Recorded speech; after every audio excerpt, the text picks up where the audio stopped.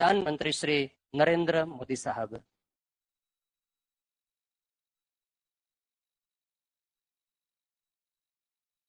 जय स्वामीनारायण।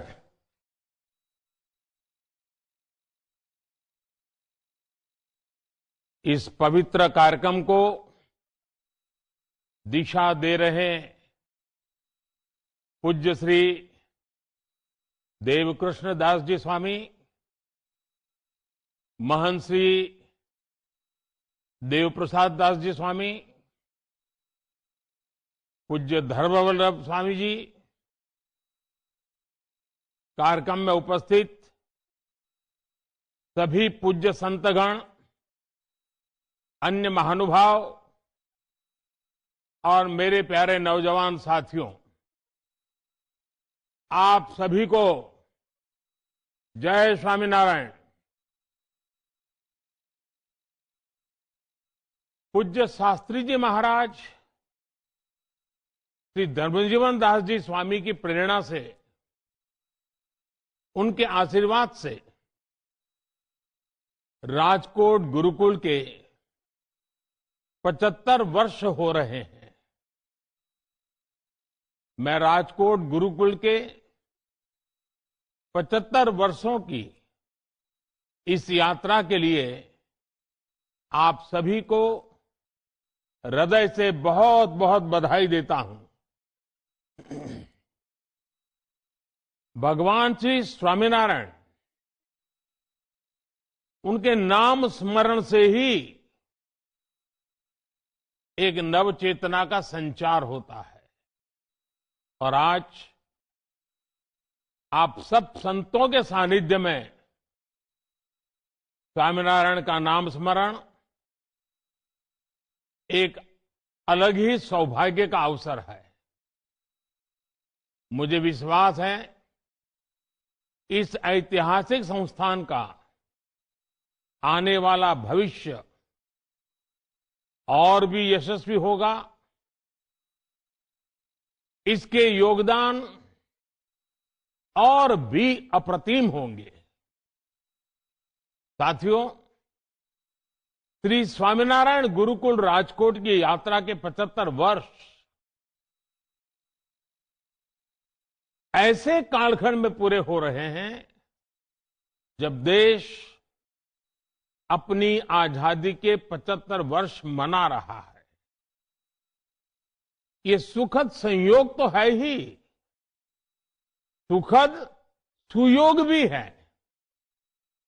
एक राष्ट्र के रूप में भारत की, आजाद भारत की जीवन यात्रा ऐसे सुयोगों से ही, और हजारों साल की हमारी महान परंपरा भी ऐसे ही सुयोगों से ही गतिमान रही है। ये सुयोग है कर्मठता और कर्तव्य के सुयोग। ये सुयोग है संस्कृति और समर्पण के सुयोग। ये सुयोग है आध्यात्म और आधुनिकता के सुयोग। जब देश आजाद हुआ तो हमारे ऊपर ये जिम्मेदारी थी कि हम शिक्षा के क्षेत्र में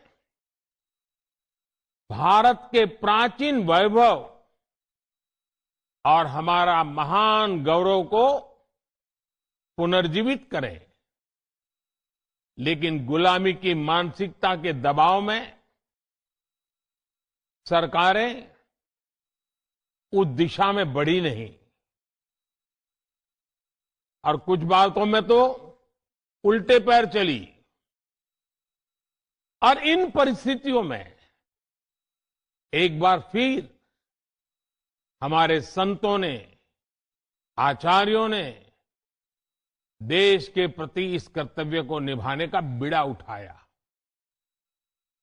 स्वामीनारायण गुरुकुल इसी सुयोग का एक जीवंत उदाहरण है। आजादी के तुरंत बाद भारतीय मूल्यों और आदर्शों की नींव पर इस आंदोलन को, इस संस्थान को निर्मित किया गया। पूज्य धर्मजीवन दास जी स्वामी जी का राजकोट गुरुकुल के लिए जो विजन था, उसमें अध्यात्म और आधुनिकता से लेकर संस्कृति और संस्कार तक सब कुछ समाहित था। आज वो विचार बूझ, वो विचार बीज एक विशाल वटवृक्ष के रूप में हमारे सामने है। मैं गुजरात में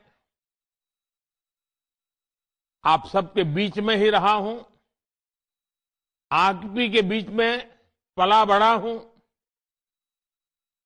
और ये मेरा सौभाग्य रहा है कि मुझे इस वटवृक्ष को आकार लेते हुए अपनी आंखों से करीब से देखने का सुअवसर मिला है।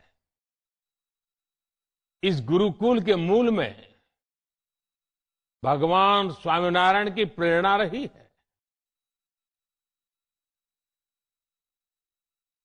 प्रवर्तनीया सद्विद्या भुवि यत् सुकृतम महत्, अर्थात सत विद्या का प्रसार संसार का सबसे पवित्र, सबसे महत्वपूर्ण कार्य है। यही तो ज्ञान और शिक्षा के प्रति भारत का वो शाश्वत समर्पण है जिसने हमारी सभ्यता की नींव रखी है। इसी का प्रभाव है कि कभी राजकोट में केवल 7 विद्यार्थियों के साथ प्रारंभ हुए गुरुकुल विद्या प्रतिष्ठानम की आज देश विदेश में करीब और तक्षशिला जैसे विश्वविद्यालय भारत की इस गुरुकुल परंपरा के वैश्विक वैभव के पर्याय हुआ करते थे। खोज और शोध ये भारत की जीवन पद्धति का हिस्सा थे। आज हम भारत के कण कण में जो विविधता देखते हैं, जो सांस्कृतिक समृद्धि देखते हैं, ये उन्हीं शोधों और अन्वेषणों के परिणाम है। आत्म तत्व से परमात्मा तत्व तक, आध्यात्म से आयुर्वेद तक,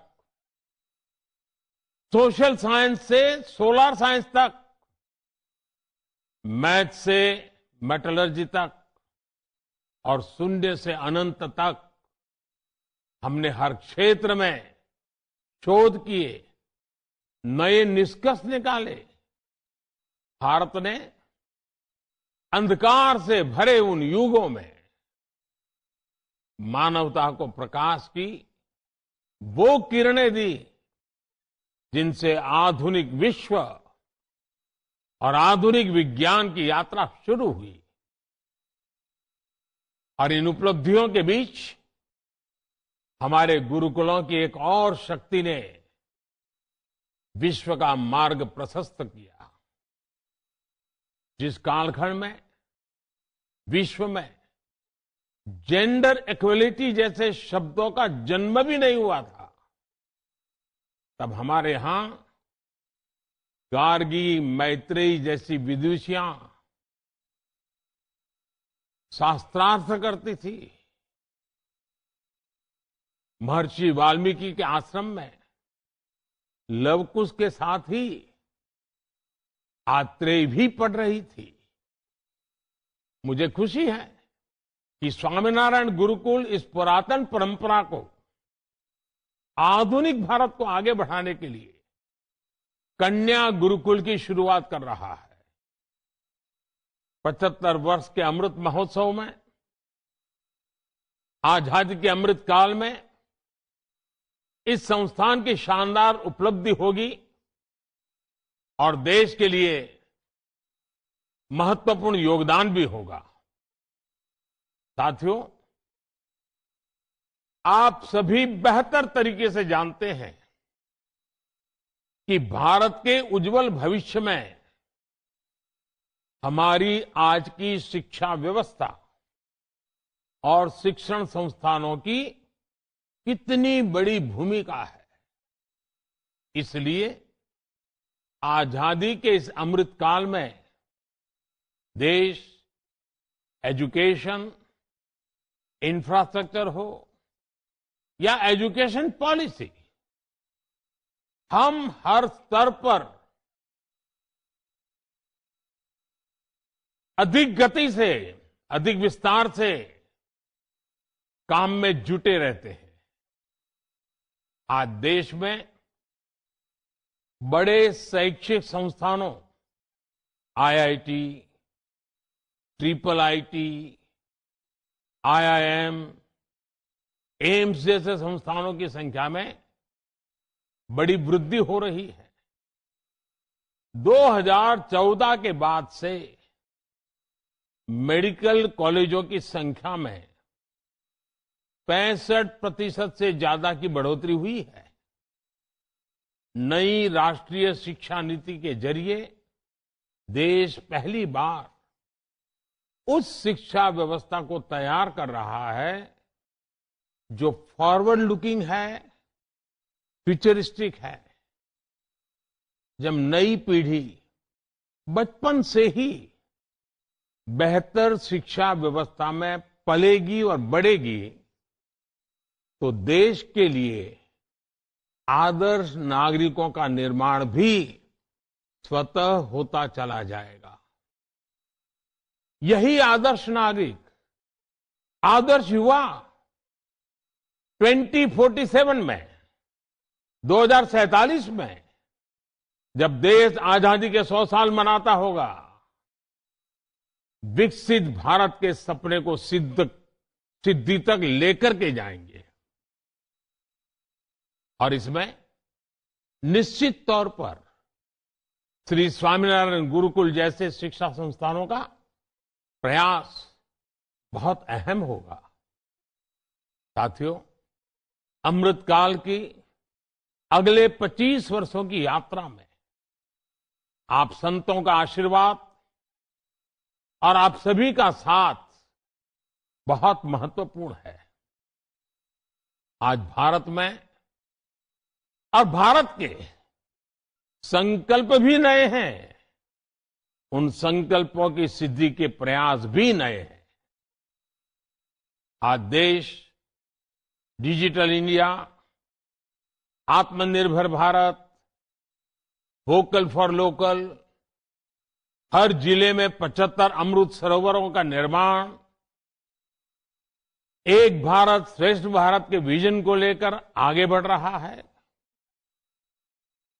सामाजिक बदलाव और समाज सुधार के इन कार्यों में भी सबका प्रयास करोड़ों लोगों के जीवन को प्रभावित करेगा। मुझे विश्वास है स्वामीनारायण गुरुकुल, विद्या प्रतिष्ठानम जैसे संस्थान इस संकल्प यात्रा को इसी तरह ऊर्जा देते रहेंगे। और जब मैं आज आप सब संतों के बीच में आया हूं, 75 साल की एक बहुत बड़ी यात्रा जिसे आपने सफलतापूर्वक आगे बढ़ाया है, अब इसका विस्तार देश के युवाओं के लाभ में भी होना चाहिए। क्या मैं स्वामीनारायण गुरुकुलों से आज एक प्रार्थना कर सकता हूं?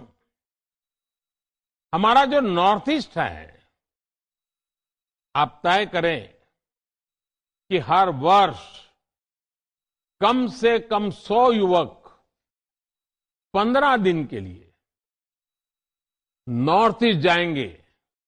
नागालैंड है, मिजोरम है, अरुणाचल प्रदेश है, त्रिपुरा है, सिक्किम है, 15 दिन वहां जाना, वहां युवकों से मिलना, उनसे परिचय बढ़ाना, वहां की चीजों को जानना, आकर के उसके ऊपर लिखना। हर वर्ष कम से कम 150 युवक 15 दिन के लिए वहां जाएं। आप देखिए, 75 साल पहले हमारे संतों ने कितनी कठिनाइयों में इस यात्रा को आरंभ किया होगा, आपको वहां जाकर के लिखेगा कि कितने होनहार युवक हमारे नॉर्थ ईस्ट में है। अगर उनके साथ हमारा नाता जुड़ जाता है तो देश के लिए वो एक नई ताकत जुड़ जाएगी। आप कोशिश कीजिए उसी प्रकार से। क्या हमारे संत समुदाय में